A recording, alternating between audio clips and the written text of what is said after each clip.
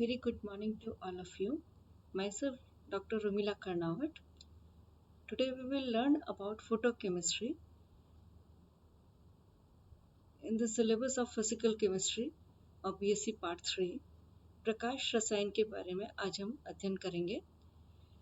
Now what photochemistry is? प्रकाश रसायन क्या होता है?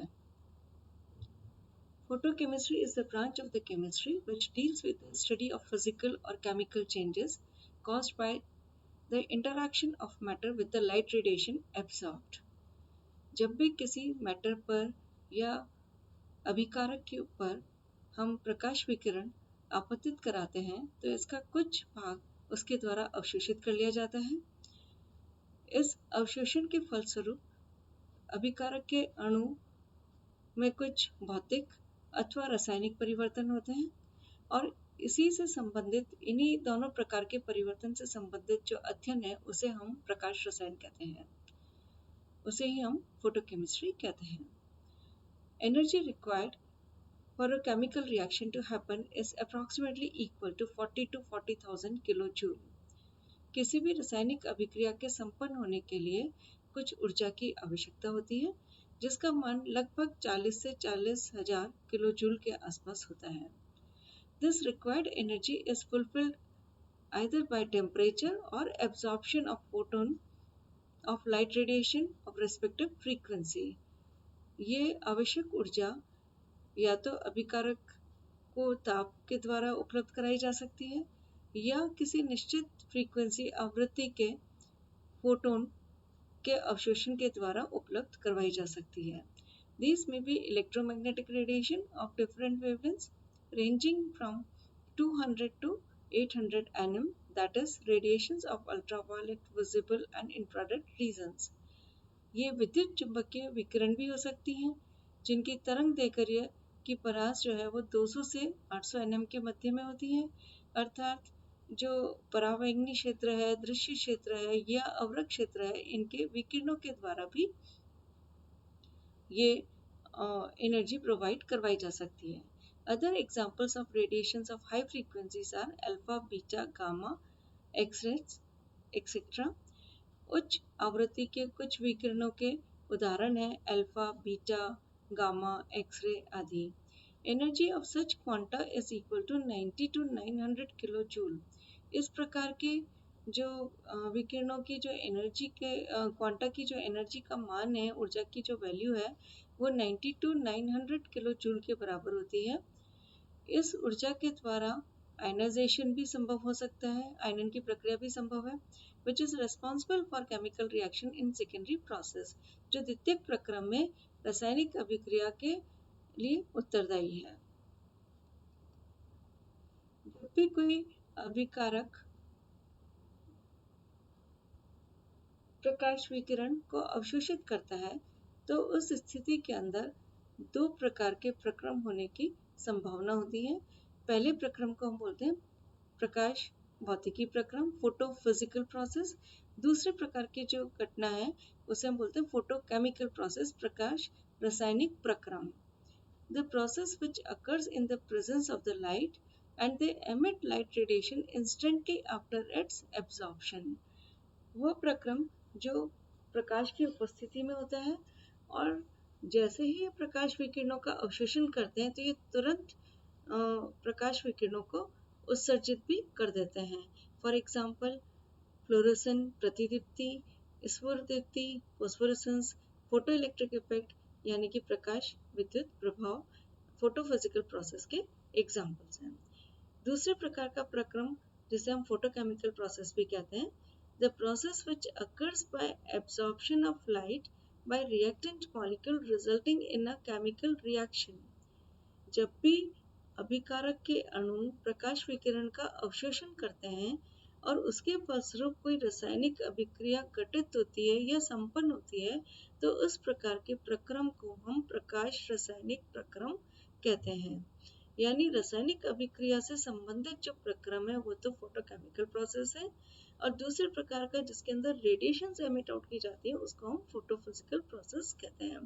फोटोकेमिकल प्रोसेस के एग्जाम्पल्स हैं सिंथेसिस, संश्लेषण, ऑक्सीडेशन रिडक्शन, ऑक्सीकरण अपचयन अभिक्रिया, पॉलीमराइजेशन या बहुलीकरण अभिक्रियाएं।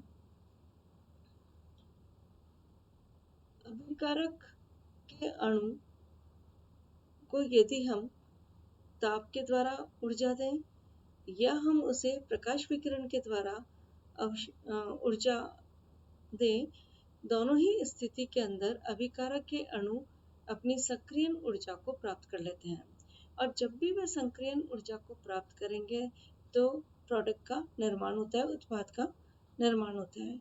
इन्हीं के आधार पर इन्हें हमें दो जो रासायनिक अभिक्रिया है उन्हें हमें दो भाग में कैटेगराइज कर दिया है। पहला है, वर्गीकृत किया गया है, पहला है थर्मल रिएक्शन और दूसरा है फोटोकेमिकल रिएक्शन। थर्मल रिएक्शन तापीय अभिक्रियाएं। तापीय अभिक्रियाएं जैसा कि नाम से ही हमें प्रतीत होता है कि ये अभिक्रियाएं ताप के द्वारा प्रेरित होती हैं। These reactions are induced by temperature. Hence, number of molecular collision increases due to increase in temperature.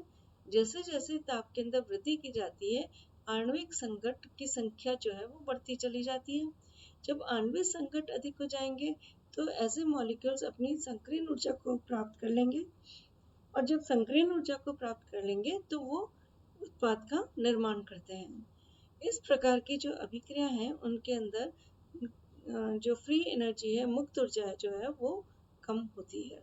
The free energy of the reaction decreases. दूसरे प्रकार की अभिक्रिया है फोटोकेमिकल रिएक्शन, प्रकाश रासायनिक अभिक्रिया। As the name suggests, these reactions are induced by absorption of light radiations. इस प्रकार की अभिक्रियाएं प्रकाश विकिरण के अवशोषण के द्वारा प्रेरित होती हैं। The number of activated molecules depends on the intensity of incident light radiations. जो आपतित प्रकाश विकिरण है उसकी तीव्रता के ऊपर संक्रियत अणुओं की संख्या निर्भर करती है।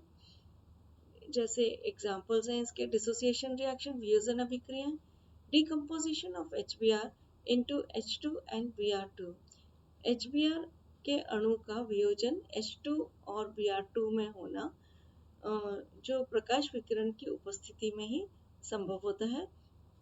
दूसरा है फोटो कैटालिटिक रिएक्शन, प्रकाश उत्प्रेरक अभिक्रिया। इसका बहुत उपयुक्त उदाहरण है प्रकाश संश्लेषण, फोटोसिंथेसिस। पौधे क्लोरोफिल और प्रकाश विकिरण की उपस्थिति के अंदर CO2 व H2O के द्वारा कार्बोहाइड्रेट का निर्माण करते हैं। पॉलीमराइजेशन, पॉलीथीन फ्रॉम इथाइलिन, यानी कि इथाइलिन के द्वारा पॉलीथीन का निर्माण, ये भी एक बहुलीकरण की अभिक्रिया का उदाहरण है। Combination, formation of HCl from H2 and Cl2, HCl का निर्माण H2 व Cl2 के द्वारा। Only spontaneous reactions do not occur photochemically. जो स्वतः अभिक्रियाएं होती हैं वो प्रकाश रासायनिक तौर पर घटित नहीं होती हैं। थर्मल और फोटोकेमिकल रिएक्शन के बीच में विभेद करना हो, उन दोनों के बीच में अगर हमें डिस्टिंग्विश करना है तो हम इस टेबल के अकॉर्डिंगली कर देते हैं। एक बहुत इंपॉर्टेंट एग्जाम में क्वेश्चन भी पूछा जाता है कि what are thermal reactions and photochemical reactions and how will you distinguish between them। तापीय और प्रकाश रासायनिक अभिक्रियाओं से क्या तात्पर्य है, इन दोनों के मध्य में आप किस प्रकार से विभेद करते हैं। Thermal reaction, as the name indicates, it is induced by heat or temperature, ये ऊष्मा या ताप के द्वारा प्रेरित होता है। Photochemical reactions, these are induced by absorption of light radiation, ये प्रकाश विकिरण के अवशोषण के द्वारा प्रेरित होता है। थर्मल रिएक्शन में जो मॉलिक्यूल्स हैं वो एक्टिवेशन एनर्जी उनके इंटरमॉलिक्यूलर कोलिजन के फलस्वरूप प्राप्त करते हैं।